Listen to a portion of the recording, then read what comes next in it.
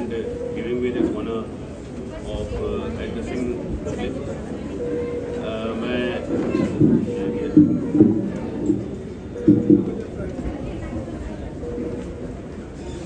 today I am going to talk about a mental health day. this is a WHO insured day. मतलब WHO ने आज का जो 10 अक्टूबर है ये हर साल हम लोग मनाते हैं. और इस बार का जो ये मेंटल हेल्थ डे है उसका जो थीम है वो ये है कि मेंटल वेलबींग फॉर एवरीवन. मतलब हर एक इंसान को ये हक है कि वो अपना मानसिक स्वास्थ्य के अच्छाइयों के बारे में उसको जानकारी मिले और उसका मानसिक स्वास्थ्य जो है वो जितना हो सके उतना अच्छा रहे. तो शुरुआत हम लोग ये पहले जानेंगे कि मानसिक स्वास्थ्य क्या है, व्हाट इज़ मेंटल हेल्थ. तो बेसिकली इसका मतलब पर्पज़ ये है कि जो मानसिक स्वास्थ्य के पीछे की जो अवधारणाएं हैं, जो स्टिग्मा है कि लोग बाग अपना इलाज नहीं कराते हैं, और मानसिक स्वास्थ्य भी बहुत ज़रूरी है जितना अधिक फिजिकल हेल्थ ज़रूरी है. तो इसके लिए हम लोग पहले जाने मानसिक स्वास्थ्य क्या होता है. तो मानसिक स्वास्थ्य को WHO ने डिफाइन किया है कि it is emotional, psychological and social wellbeing. तो अगर आदमी भावनात्मक रूप से अच्छा महसूस करता है, अगर वो सोसाइटी में प्रोडक्टिव है, अगर एक आदमी ऐसा है जो कि स्ट्रेस जब कभी होता है, स्ट्रेस का मतलब है जैसे बच्चों का एग्ज़ाम हो रहा है, स्ट्रेस का मतलब है कि जैसे कि मंथ एंडिंग में अधिकतर लोगों के टारगेट्स होते हैं, वो टारगेट्स को अचीव करते वक्त अगर वो अपने जो उसका काम करने की क्षमता है उसको और बढ़ा रहा है, तो इसका मतलब ये है कि उसका मानसिक स्वास्थ्य जो है वो अच्छा है. वो अपना जो उसका जो योगदान है समाज में वो अच्छी तरीके से उस योगदान को दे पा रहा है. अपने जो उसकी जिम्मेदारियां हैं उसको अपने परिवार में और समाज में जो उसकी मुख्य रूप से जिम्मेदारियां हैं उसको अच्छी तरीके से निभा पा रहा है. अगर आदमी के अंदर ये योग्यता है कि वो अच्छी तरीके से लंबी तरीके दोस्तों के साथ बैठता है, नई नई दोस्तियां बना सकता है समाज में, और उसको ये सब करते हुए अच्छा लगता है, तो ऐसे लोगों को कहा जाता है कि मानसिक स्वास्थ्य उनका, तो ये सब तभी हो सकता है जब आदमी का मानसिक स्वास्थ्य अच्छा हो. अच्छा, तो अब ये है कि मानसिक मेंटल हेल्थ के कुछ लक्षण होते हैं. तो क्या क्या है वो कि जब कभी कभी मानसिक स्वास्थ्य खराब हो जाता है तो उसके क्या लक्षण होते हैं. अधिकतर ऐसा देखा जाता है कि जब आदमी की नींद की कमी हो जाए, आदमी के को नेगेटिव थॉट्स आने लग जाए, उसको ऐसा लगे कि उसको थोड़ा बहुत कुछ उलझन हो रही है, उदासी है, घबराहट है, उसके एनर्जी लेवल्स कम हो जाएं, उसको काम करने का मन ना करे, और उसको नेगेटिव थॉट्स आएँ भविष्य को लेकर के, उसको कभी कभी आत्महत्या के विचार आएँ. तो ये सब ऐसे लक्षण हैं जो कि हमारे मानसिक स्वास्थ्य को के खराब होने के लक्षण हैं. इसमें कई बार ऐसा भी होता है कि मानसिक स्वास्थ्य जो हम लोग कई बार खराब होने की वजह से एडिक्शन या फिर नशे का सहारा लेते हैं, और वो भी आपकी बार का मानसिक हेल्थ डे का एक बहुत बड़ा टॉपिक है कि एडिक्शन के बारे में जागरूकता फैलाई जाए समाज में. तो एडिक्शन के बारे में ये कहना जरूरी है कि देखिए, पहले जो समाज में जो भ्रांतियाँ हैं वो ये है कि, या पिक्चरों में भी आपने देखा होगा, जैसे अमिताभ बच्चन की एक मूवी थी नास्तिक, उसमें अमरीश पुरी अमिताभ बच्चन की माँ को किडनैप कर लेते हैं और उसको इंजेक्शन लगाया करते हैं, और उसको 15 दिन तक इंजेक्शन लगाते हैं, 15-20 दिन तक की मेहनत, और वो इंजेक्शन लगाने से उसको आदत पड़ जाती है इंजेक्शन की, और फिर वो पूरी ज़िंदगी वो गुलाम बन जाती है अमरीश पुरी की, और वो लगातार उसको इंजेक्शन लगाया करते हैं. तो ऐसा दिखाया जाता है कि अगर कोई भी आदमी को आप किसी को पकड़ लें, किडनैप कर लें और उसको इंजेक्शन लगाएं तो वो एडिक्ट हो जाएगा. इस तरह की भ्रांतियाँ समाज में फैली हुई हैं. तो क्या ये मुमकिन है? तो इसके लिए ये जानना जरूरी है कि देखिए, जहाँ तक कि इस तरह की जो अधिकतर इंजेक्शन होते हैं वो हेरोइन के होते हैं या ओपियोइड्स के होते हैं, और उनका क्या हर एक इंसान को अगर थोड़ा बहुत भी कुछ उसका सेवन किया जाए तो क्या वो ऐसा एडिक्ट हो जाएगा कि फिर वो कभी भी ज़िंदगी में उसको नहीं छोड़ पाएगा. तो इसके लिए ये देखना ज़रूरी है कि हम लोग नॉर्मली भी इस तरह के सब्सटेंसेस का इस्तेमाल करते हैं.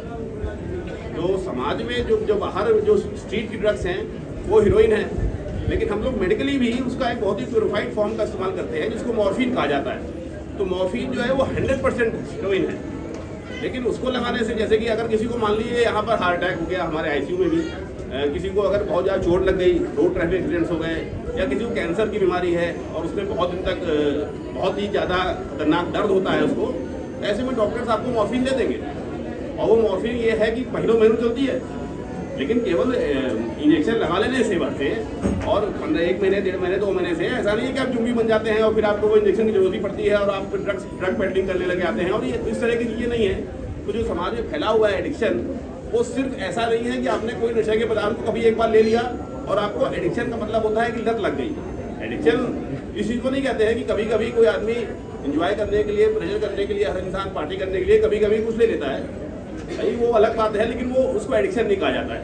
एडिक्शन तभी होता है जब कोई आदमी कोई सब्सटेंस को ले और उसको आदत पड़ जाए और फिर अगर वो नहीं ले तो उसको विड्रॉल सिम्पटम्स आए, और अगर वो ना ले तो उसको क्रेविंग हो, उसको फिर से मन करे कि हमें फिर से लेना चाहिए। तो इसके लिए कई स्टडीज़ हुई और ये 1960s की बात करते हैं। जितनी भी विज्ञान की जो भी स्टडीज़ हैं सबसे पहले एनिमल्स पे होती है। तो जो शुरुआत की स्टडीज़ थी एडिक्शन की, वो कुछ ऐसी थी कि उसमें जानवरों को एक केज में रखा गया, चूहों को, और उन केज में रखने के बाद उनको 2 जगह पानी दिया जाए, एक नॉर्मल वाटर दिया गया और दूसरे में थोड़ा ड्रग डाल दिया गया, मतलब पानी के अंदर हीरोइन मिला करके दे दी गई। और फिर ये जैसे आप धारणा जो पिक्चरों में आई थी, तो उन स्टडीज़ में ऐसा देखा गया कि अगर जानवर को इस तरह का पानी दिया जाता है जिसमें ड्रग्स मिली हुई हैं, तो जानवर बार बार केवल ड्रग्स ही लेता रहता है, वो खाना भूल जाता है, सब कुछ भूल जाता है। और इसलिए ऐसा आया कि अगर किसी भी इंसान को अगर लगातार ड्रग दी जाएगी तो फिर वो एडिक्ट हो जाएगा। लेकिन कुछ दिनों बाद, कुछ 1970s 80s में कुछ नई ऐसे स्टडीज़ हुई जिसमें कि इस तरह की स्टडीज़ को एक दूसरा फॉर्म दिया गया।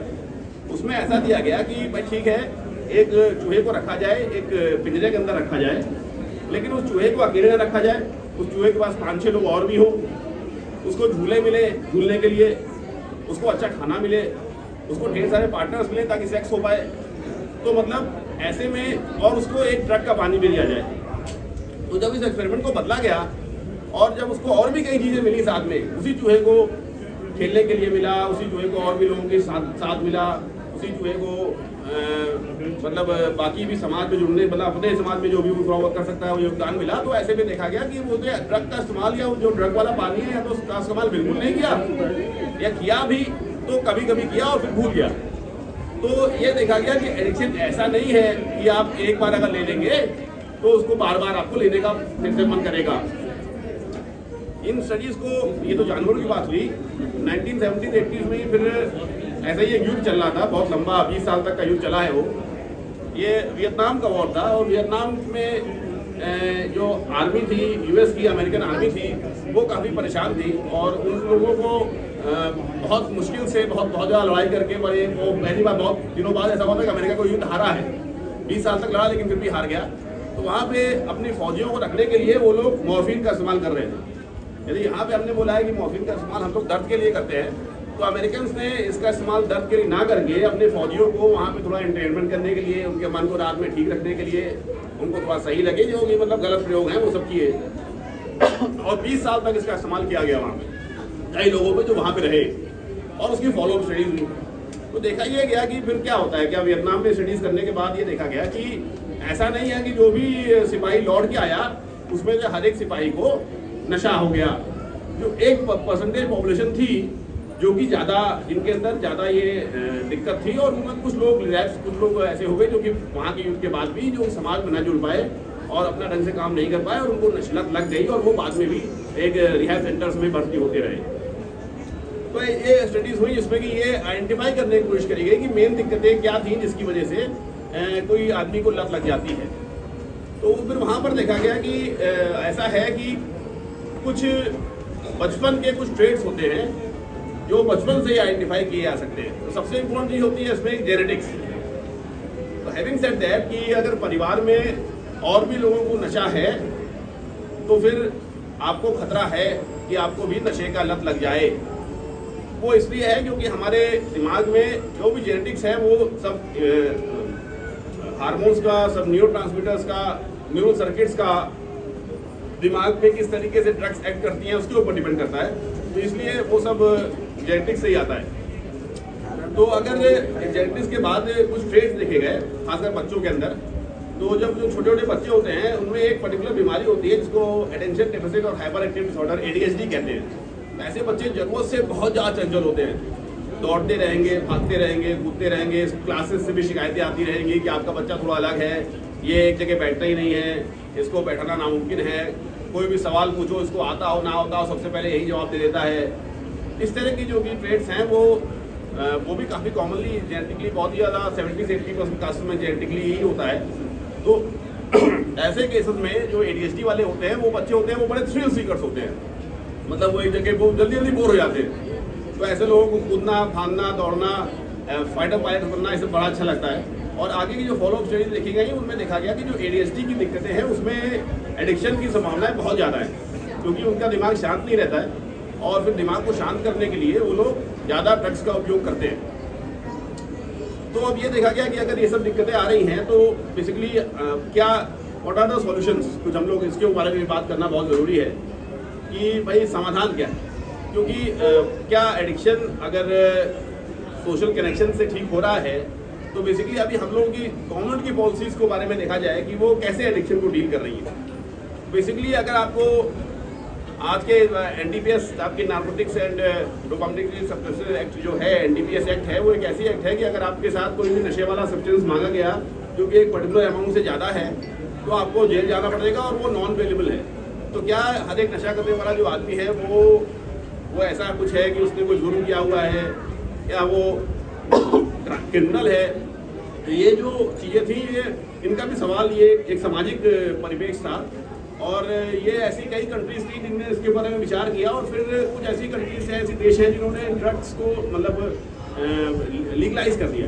तो ऐसा पोर्टुगल एक पहला नेशन था जिसने 2000 में ड्रग्स को लीगलाइज कर दिया कि ठीक है नशा करते रहने में और उनको बंद करते रहने में तो कोई फायदा नहीं, क्योंकि वहाँ पे बहुत ज़्यादा रेट्स बढ़ रहे थे इसी पॉलिसीज़ के अंतर्गत में। वहाँ पे अराउंड अबाउट 80 से 90% एडिक्ट्स हो गए थे। तो उन्होंने 2000 में इनको लीगलाइज किया और जो उसके ऊपर पैसा खर्चा हो रहा था, जो कोर्ट में खर्चा हो रहा था, जो ऐसे लोगों को रखने में खर्चा हो रहा था, वो सारा का सारा वहाँ पे चेंज किया गया और उनको सपोर्टेड एम्प्लॉयमेंट दिया गया। मतलब एडिक्ट्स के लिए ये ज़रूरी था कि वो कुछ समय कहीं एक रिहैब में बिताएं और जब वो रिहैब से निकलें तो उनको कुछ ना कुछ कहीं वो काम करें और वो काम करने के बाद उनको जो भी कुछ थोड़ी बहुत तनख्वाह पेंशन टाइप में मिले वो रोज़ डेली तभी मिलती रहे जब वो वहाँ पे जाते रहे।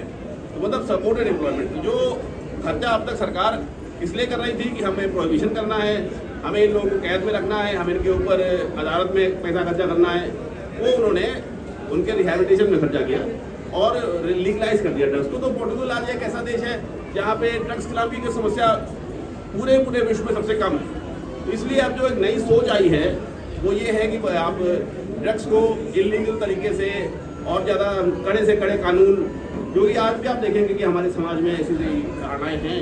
आप अभी भी बिहार में देख सकते हैं, तो बिहार में आप देखें कि वहाँ पर भी ड्रग्स को अभी शराब को भी उन्होंने बंद कर दिया। तो क्या वो सफल हो गए शराब को ख़त्म करने में?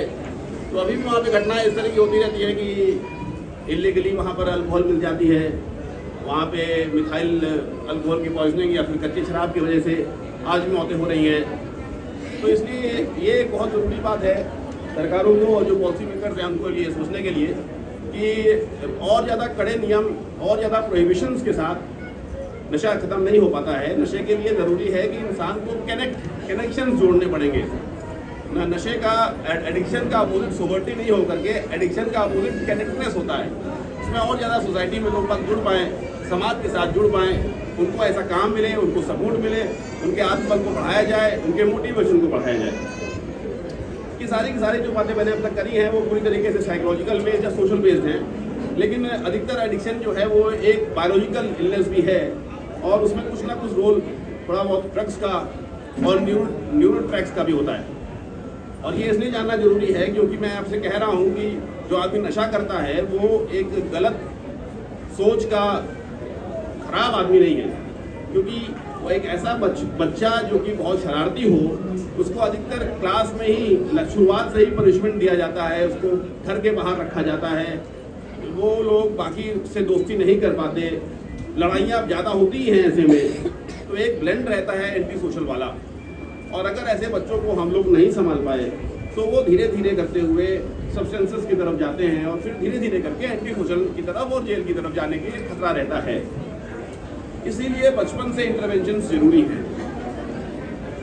जब मैं बायोलॉजी की बात कर रहा हूँ तो ये जानना जरूरी है कि ड्रग्स कहाँ पे काम करती हैं। जो ये सब्सटेंसेस हैं ये हमारे न्यूरल ट्रैक में, दिमाग में कुछ ऐसी जगह होती हैं जहाँ पर ये ड्रग्स काम करती हैं, और वो इसलिए ऐसा इफेक्ट देती हैं क्योंकि हमारे दिमाग में हमें जो खुश रखना है, हमें जो मोटिवेशन आना है, हमको जो प्लेजर आना है, जो हमको स्ट्रेस के टाइम में चीज़ें अच्छी लगती हैं, वो सब इसलिए होती है क्योंकि दिमाग का एक बड़ा हिस्सा है जिसको हम लोग सब्सटेंशिया नाइग्रा के साथ इसको हम लोग रिवॉर्ड पाथवे कहते हैं। तो इस रिवॉर्ड पाथवे में एक न्यूरोट्रांसमीटर होता है जिसको डोपामीन कहा जाता है। तो ये जो ड्रग्स हैं ये दिमाग के एक पर्टिकुलर हिस्से में डोपामीन को बहुत निकालती है। ये डोपामीन तब भी निकलता है जब आप पिक्चर देखने जाते हैं फैमिली के साथ, जब आप क्रिकेट खेल रहे होते हैं बचपन में, फुटबॉल खेल रहे होते हैं, तब भी डोपामीन निकलता है। तो मतलब डोपामीन एक वो पाथवे है जो आपको खुशी देता है, जो आपको मोटिवेशन देता है, जो आपको अपने काम को लगातार करते रहने की इच्छा शक्ति देता है। मगर शराब या कोकेन या हीरोइन जो या कैनबिस, ये सब जो ड्रग्स हैं वो उसी पाथवे में इतना डोपामीन निकालने लग जाती हैं कि फिर जो नॉर्मल डोपामीन जब निकलता है, जब आप फैमिली के साथ पिक्चर देख रहे होते हैं, जब आप क्रिकेट खेल रहे होते हैं, दोस्तों के साथ बैठ रहे होते हैं, आराम से हंसी कर रहे होते हैं, पिकनिक मनाने जाते हैं, वो इतना कम होता है कि वो ड्रग्स कभी उस पर मैच नहीं कर पाती। और इसीलिए आदमी को बिना नशे के कुछ समझ में नहीं आता है। उसको लगता है कि जब नशा करेंगे, जब ड्रग्स लेंगे तभी अच्छा लगेगा। तो ये देखा गया है कि डोपामीन धीरे धीरे बढ़ता है और डोपामीन के साथ ग्लूटामेट बढ़ता है। तो डोपामीन तो कम हो जाता है लेकिन ग्लूटामेट नाम का न्यूरोट्रांसमीटर वो कम नहीं हो पाता। और यहाँ पर कुछ दवाओं का रोल भी है कि हम लोग इसको, जो ये विड्रॉल होता है, जो सब्सटेंस होते हैं, वहाँ पर एक्साइटोटॉक्सिसिटी होती है जिसकी वजह से दौरे आ जाते हैं, जिसकी वजह से उलझन रहती है, घबराहट होती है, हाथ कांपता है, बेचैनी होती है, क्योंकि डोपामीन के विड्रॉल होता है। और दूसरी चीज़ जो ग्लूटामेट है वो कम नहीं हो पाता, वो केवल हल्का सा बढ़ता है। फिर डोपामीन कम हो जाता है, ग्लूटामेट थोड़ा और हल्का सा बढ़ता है। तो हर बार जिस भी आप नशा करते हैं तो एक न्यूरोट्रांसमीटर ऐसा है जो हर बार हल्का हल्का बढ़ रहा है और वो कम नहीं होता। तो ग्लूटामेट एक ऐसा न्यूरोट्रांसमीटर है जो दिमाग को एक्साइट करता है, वो सोना नहीं देता। तो उस एक्साइटमेंट की वजह से ही उलझन होती है, घबराहट होती है, डर लगता है, बेचैनी होती है, ये सब दिक्कतें लगातार बनी रहती हैं। और वहाँ पर हम लोग कुछ दवाएं दे करके इन सब चीज़ों को ठीक कर सकते हैं। कुछ ऐसी दवाएं हैं जिनसे कि नशे में, लड़ाई में शुरुआत में अच्छा काम मिलता है। अब तो दवाओं का अपना रोल है और वो शुरुआत के 2-3 महीने के लिए बहुत ज़रूरी है। तो इसलिए किसी डॉक्टर से मिल करके उस पर काम किया जाता है। लेकिन वो जो बेसिकली लॉन्ग टाइम जो नशे का मैनेजमेंट है उसमें इंसान को समाज में फिर से जाकर के इस्टेब्लिश करना है, उसकी सोच को बदलना है। उसको बिना शराब के, बिना नशे के भी जब वो दोस्तों से बैठने लग जाए, उसको मज़ा आने लग जाए, तभी हो सकता है। और इसके लिए कई तरह के सेल्फ हेल्प ग्रुप्स हैं, इसके लिए कई तरह की थेरेपीज़ हैं। ऐसे ही एक सेल्फ हेल्प ग्रुप है जो कि बहुत दिनों से काम कर रहा है, पिछले 100 साल के आसपास से, और उनका शराब में और बाकियों में भी है, लेकिन शुरुआत शराब से हुई थी। वो अल्कोहलिक एनोनिमस ए नाम का एक ग्रुप है। और ये जो ए के ग्रुप्स हैं ये बेसिकली इस तरीके से काम करते हैं कि समाज में इंसान के पर्सपेक्टिव्स को बदलना, अल्कोहल के लिए एक नए तरीके की सोच लाना। इसमें अल्कोहलिक एनोनिमस का जो ग्रुप है उसमें ऐसे लोग रहते हैं जो कि एडिक्ट्स होते हैं। वो एडिक्ट्स होने के बाद ही अपने ज़िंदगी को पूरी तरीके से कन्वर्ट कर देते हैं और फिर उनकी पूरी ज़िंदगी इसी में निकलती है कि वो कैसे दूसरे लोगों को भी इस दवाई में मदद कर सके। और बेसिकली एक स्पिरिचुअल बेस्ड ग्रुप है क्योंकि इसमें भक्ति को, इसमें भगवान को, इसमें अपने अंदर की जो गलतियां हैं उनको दिखाना और उनको सुधारना, इस पर काफ़ी फोकस किया जाता है। तो अगर हम लोग इस तरह के नॉन फार्मास्यूटिकल मेजर्स जैसे कि अल्कोहलिक एनोनिमस ए है या परिवार में मोटिवेशनल एनहांसमेंट के रूप उनके मनोबल को बढ़ाए रखें तो फिर हम लोग हर तरफ से एक दवाओं के रूप में और बाकी नॉन फार्मास्यूटिकल तरीके के अनुभव भी नशे से लड़ाई कर सकते हैं। और ये ज़रूरी है कि हमारे समाज में भी लोग जो कि पॉलिसी बनाते हैं वो भी इस बात को सोचें कि हम लोगों को और ज़्यादा ऐसी चीज़ों की ज़रूरत है कि और ज़्यादा नशे में लोगों को सजा दी जाए और नए नए कानून बनाए जाए और बाकी इसको सख्त रूप से देखा जाए कि ये तरफ अगर हम लोग इसको लीगलाइज करें और रिहैबिलिटेशन का काम किया जाए और इनको और ज़्यादा मोटिवेशन दिया जाए लोगों को और उनको बढ़ावा दिया जाए तो शायद हम लोग सही तरीके से नशे से लड़ पाएंगे। ठीक है, तो इसके साथ मैं thankful for giving this time and thank you.